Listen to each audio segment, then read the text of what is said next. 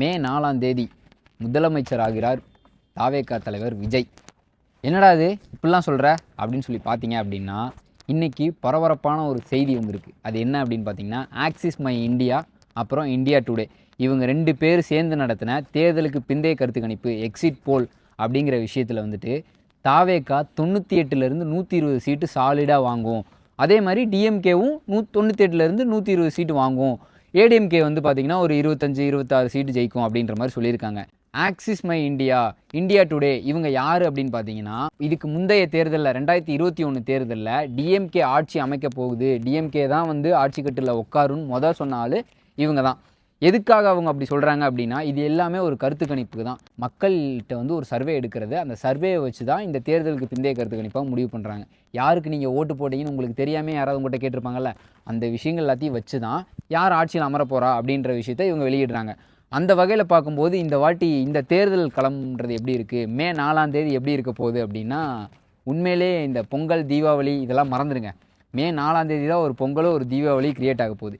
நான் சொன்ன மாதிரி 2 தொகுதியுமே, அதாவது திமுக தீய சக்தின்னு சொல்கிற தீய சக்தியும், இந்த சைடு வந்துட்டு தூய சக்தின்னு சொல்லிகிட்டு இருக்க விஜய் கட்சியும் 2மே வந்து 98லேருந்து 120 சீட் ஜெயிக்கும் அப்படின்னு சொல்லியிருக்காங்க. யார் இந்த விஜய் அவர்கள் வந்து சொல்கிறாருல, 2 பேத்துக்கு தான் போட்டியே, ஒன்று டிஎம்கே இன்னொன்று டிவிகேன்னு. அதே மாதிரி தான் இந்த எக்ஸிட் போலும் சொல்லுது. ஒரு பக்கம் டிஎம்கே, இன்னொரு பக்கம் டிவிகே.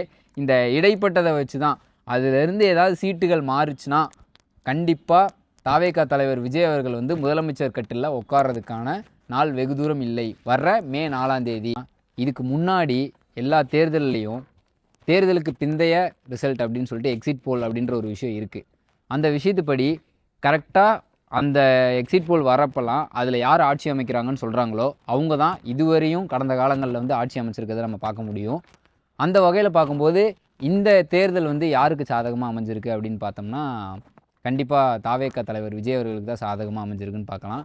என்ன காரணம் அப்படின்னா, அந்தவன் போனவன் மேலே வீட்டில் இருக்குது, கீழே வீட்டில் இருக்குது, சைடு வீட்டில் இருக்குது அப்படிங்கிற மாதிரி இங்கே இருக்க எல்லா பொதுஜனமும் நான் வந்து விஜய்க்கு தான் ஓட்டு போட்டேன் அப்படின்னு சொல்கிறாங்க. அது எந்த அளவுக்கு உண்மை பொய் அப்படிங்கிறதெல்லாம் நமக்கு தெரியாது, நம்ம அதுக்குள்ளேயும் போய் ஆராய வேணாம். ஆனால் இந்த பிந்தைய தேர்தல் கருத்து கணிப்புகள் அப்படின்ற விஷயங்களில் நிறைய பேர் சொன்ன விஷயம் என்ன அப்படின்னா, கண்டிப்பாக இந்த வாட்டி தாவேகா தலைவர் விஜய் வந்துட்டு குறைஞ்சது 40 சீட்லேருந்து 35 சீட்டு வரை வாங்குவார் அப்படின்னு சொல்லிட்டு இருக்காங்க. யாரெல்லாம் வந்து விஜய் வந்து ரஜினி மாதிரியும், கட்சியை ஆரம்பிக்காத ரஜினி மாதிரியும், கட்சி ஆரம்பித்து இப்போது டிஎம்கே கூட போய் சேர்த்து போன கமல் மாதிரியும், இல்லை வந்து கட்சி ஆரம்பித்து எதிர்கட்சியாக இருந்த விஜயகாந்த் மாதிரியும் விஜய் வந்து அப்படி தான் போயிடுவார்.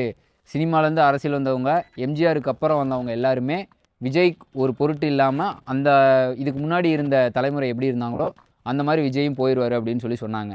ஆனால் நாட்கள் போக போக போக என்ன ஆகுது அப்படின்னா, அவங்க வாயாலேயே, எதிரி வாயாலேயே இருந்து விஜய் வந்து இவ்வளோ சீட்டு வாங்கிடுவார், இவ்வளோ ஓட்டு வாங்கிடுவார், இவ்வளோ பர்சன்டேஜ் வாங்கிடுவார் அப்படிங்கிற ஒரு பிம்பம் கொஞ்சம் கொஞ்சமாக மாறிட்டு வரதை நம்மளால் பார்க்க முடியும். இதுக்கு காரணம் என்னென்னா, நான் சொன்ன விஷயந்தான். எல்லா மக்களுமே நான் விஜய்க்கு தான் ஓட்டு போட்டேன்னு சொல்கிறாங்க. அப்போ மக்களோட தேவை என்னவாக இருக்குன்றதை நல்லா புரிஞ்சுக்கோங்க. இந்த தேர்தலில் கிட்டத்தட்ட டிஎம்கேவாக இருக்கட்டும், ஏடிஎம்கேவாக இருக்கட்டும், தேர்தலுக்காக செலவழித்த பணன்றது கணக்கில்லாமல் செலவழித்தாங்க. ஒரு ஓட்டுக்கு கிட்டத்தட்ட 25,000 ரூபா வரையும் கொடுத்தாங்கன்னு சொல்கிறாங்க. அது எந்தளவுக்கு உண்மைன்றதெல்லாம் தெரியல. ஆனால் மக்கள் வந்து அந்த பணத்தை தூக்கி எறிஞ்சிட்டு, நான் வந்து இந்த வாட்டி ஒரு மாற்றத்துக்கான வழிகாட்டுதலாக இருக்கேன், நம்ம வந்து மாற்றத்தை தேடி போகலாம் அப்படின்னு சொல்லிட்டு விஜய்க்கு நான் ஓட்டு போட்டேன்னு சொல்ல வேண்டிய காரணம் என்ன? ஏன்னா இங்கே வந்து சட்ட ஒழுங்குன்றது எப்படி இருக்குது, இதுக்கு முன்னாடி நடந்த ஆட்சியாளர்கள்ன்ற அவங்களோட ஆட்சின்றது எப்படி இருக்குது, அதே மாதிரி அமைச்சர் பெருமக்கள்லாம் வந்துட்டு எந்த வகையில் எப்படி வந்து இந்த மக்களை ட்ரீட் பண்ணியிருக்காங்க அப்படிங்கிற விஷயத்தெல்லாம் வச்சு, எங்களுக்கு இலவசம் வேணாம், நீங்கள் வந்து 2,000 ரூபா கொடுத்தாலும் சரி, 10,000 ரூபா டோக்கன் கொடுத்தாலும் சரி, 8,000 ரூபாய்க்கு நீங்கள் வந்து வாஷிங் மிஷின் கொடுத்தாலும் சரி, ஃப்ரிட்ஜு கொடுத்தாலும் சரி, நீங்கள் எது கொடுத்தாலும் எங்களுக்கு இந்த வாட்டி மாற்றம் வேணுன்றதில் ரொம்ப தெளிவாக இருக்காங்கன்னு தான் சொல்லணும்.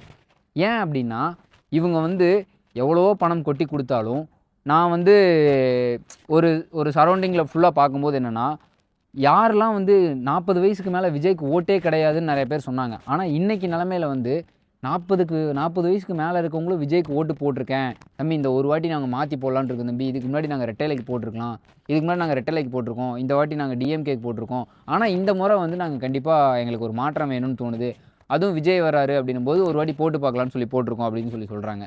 விஜய் அவர்கள் சொன்ன மாதிரி வீட்டுக்கு ஒரு விஜய் உருவானதாக தான் பார்க்க முடியுது. இதை வச்சு பார்க்கும்போது சாட்டை துரைமுருகன்லாம் வந்துட்டு என்ன சொன்னார், விஜய்ன்றவர் வந்து காணாமல் போயிடுவார், அவர் வந்துட்டு ஒரு 10% ஓட்டு வாங்குறதே பெரிய விஷயம், அவர் வந்து அதுக்கெல்லாம் லாய்க்கு இல்லை, அவர் வந்து கட்சியை கலைச்சிட்டு திருப்பியும் போய் பிஜேபி கூட வந்து கூட்டணி வச்சுருவார், இல்லை ஏடிஎம்கே கூட போய் கூட்டணி வச்சுருவாருன்னு சொன்னார். இன்றைக்கி சாட்டை துரைமுருகன் வாயாலேயே வந்துட்டு கிட்டத்தட்ட ஒரு 25 சீட்டு வந்து தாவேகா வெல்லும் அப்படிங்கிற ஒரு நிலைமைக்கு வந்திருக்கு. இதுவுமே இனி ஃபைனல் ஆகலை, எல்லாமே வந்து பின்னாடி நம்ம மே 4ஆம் தேதிக்கு அப்புறம் தான் என்ன ரிசல்ட்டுன்னு தெரியும். ஆனால் இந்த தேர்தலுக்கு பிந்தைய கருத்து கணிப்பு அப்படிங்கிறது வந்து எல்லா டைம்லேயுமே கரெக்டாக இருந்திருக்கு. அப்புறம் நம்ம இன்னொரு விஷயம் முக்கியமாக பார்க்கணும், இதுக்கு முன்னாடி நடந்த எல்லா தேர்தல்கள்லையுமே நிறைய கருத்து கணிப்பாளர்கள், நிறைய நெறியாளர்கள் இவங்கெல்லாம் வந்துட்டு ஒரு கருத்து கணிப்பை வச்சுருப்பாங்க. அந்த மாதிரி கருத்து கணிப்பில் வந்து பார்த்திங்க அப்படின்னா இவங்க தான் ஆட்சி அமைப்பாங்க, அவங்க தான் ஆட்சி அமைப்பாங்க, இவங்க வந்து மெஜாரிட்டி வாங்குவாங்க, அவங்க மெஜாரிட்டி வாங்குவாங்க அப்படின்லாம் சொல்லியிருப்பாங்க. நம்ம முக்கியமாக பார்க்கணுன்ற ஒரு விஷயம் என்னென்னா பெரும்பான்மை.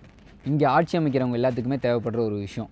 அதாவது வந்து பெரும்பான்மை இருந்தால் தான் அவங்க ஆட்சி அமைக்க முடியும். அப்படி பெரும்பான்மை இல்லை அப்படின்னா என்ன ஆகும் அப்படின்னா, வேறு ஏதாவது கட்சிகள் வந்து சீட்டு வாங்கியிருக்கும்ல, அந்த கட்சிகள் கூட்டணி போட்டு யார் ஆட்சியில் அமரணும்னு நினச்சிட்டு இருக்காங்க, பெரும்பான்மை இல்லாமல் வந்துட்டு அதே தொகுதியில் ஜெயிச்சிருக்காங்களோ அவங்கள கீழே இறக்கி இவங்க சிஎம் ஆகிறதுக்கான பாசிபிள் இருக்குது. அந்த வகையில் தான் நான் சொல்கிறேன் விஜய் வந்து சிஎம் ஆகிறதுக்கு ஒரு பாசிபிள் இருக்குது அப்படின்னு சொல்லிட்டு. இதுக்கு முந்தைய வரலாறும் இருக்குது. எடுத்துக்காட்டாக கர்நாடகாவில் வந்துட்டு 224 தொகுதிகள் இருக்குது. அந்த 224 தொகுதிகளில் அந்த வகையில் பார்க்கும்போது வெறும் 37 சீட்டு ஜெயிச்சா குமாரசாமின்ற ஒருத்தர் வந்து சிஎம் ஆனார். அப்படி தான் நானும் சொல்கிறேன். இப்போ வந்து இவங்க தேர்தலுக்கு பிந்தைய கருத்து கணிப்பு அப்படின்லாம் வச்சு சொல்கிறாங்கல்ல, 3 முனை போட்டி நிலவுகிறது அப்படின்னு சொல்கிறாங்கல்ல, அப்போது விஜய்க்கு வந்து ஒரு சில ஓட்டுகள் வந்து பிரியலாம், ஒரு சில சீட்டு வந்து அவர் வாங்கலாம். அந்த சீட்டை வச்சு அவர் யார் சிஎம் ஆகலாம் அப்படின்றத விஜய் தான் முடிவு பண்ண முடியும். நாளைக்கு அவரே நான் தான் சிஎம், 2 வருஷம் நான் சிஎம்மாக இருக்கணும் அப்படின்னு நினச்சா கூட ஆக முடியும். அதுக்கு தான் நான் அந்த கர்நாடகாவை எக்ஸாம்பிளாக சொன்னேன். அப்படி பார்க்கும்போது ஒருவேளை வந்து விஜய் அவர்கள் வந்து சொல்கிறாரு என்னென்னா வந்துட்டு இங்கே தமிழ்நாட்டில் யார் ஆட்சியில் இருக்கக்கூடாதுன்னா டிஎம்கே தான் அப்படின்னு சொல்லிட்டு இருக்காரு.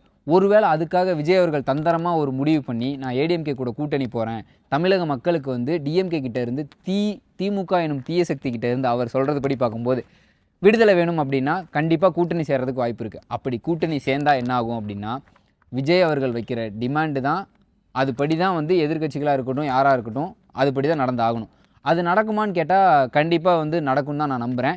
ஏன் அப்படின்னா இப்போ வந்து மக்களுக்கு வந்து திமுக மேலே பெரிய எதிரலைகள் அப்படின்ற விஷயங்கள் வந்து நிறையா பார்த்துக்கிட்டே இருக்கும். அமைச்சர் பெருமக்கள் மேலே ஊழல் குற்றச்சாட்டு வருது. இது எதுவுமே என்னோடய தனிப்பட்ட ஒப்பீனியன்லாம் அப்படிலாம் கிடையாது. இது வந்து மக்களோட பொது பார்வையில் இருக்க ஒரு விஷயம்.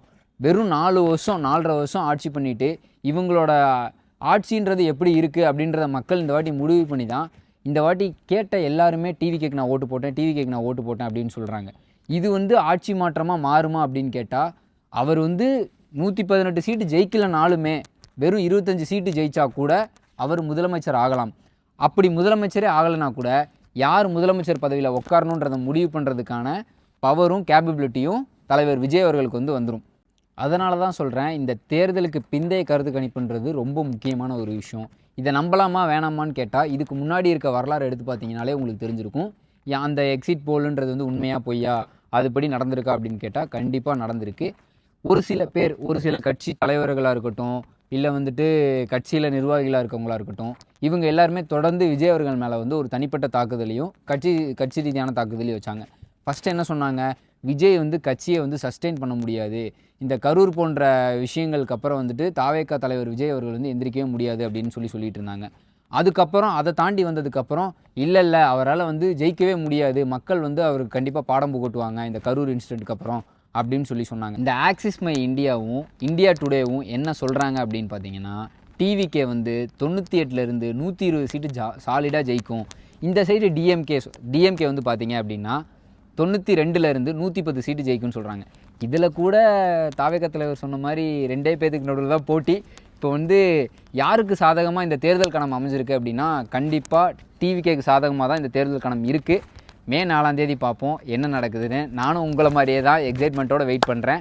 மே 4ஆம் தேதி பார்ப்போம்.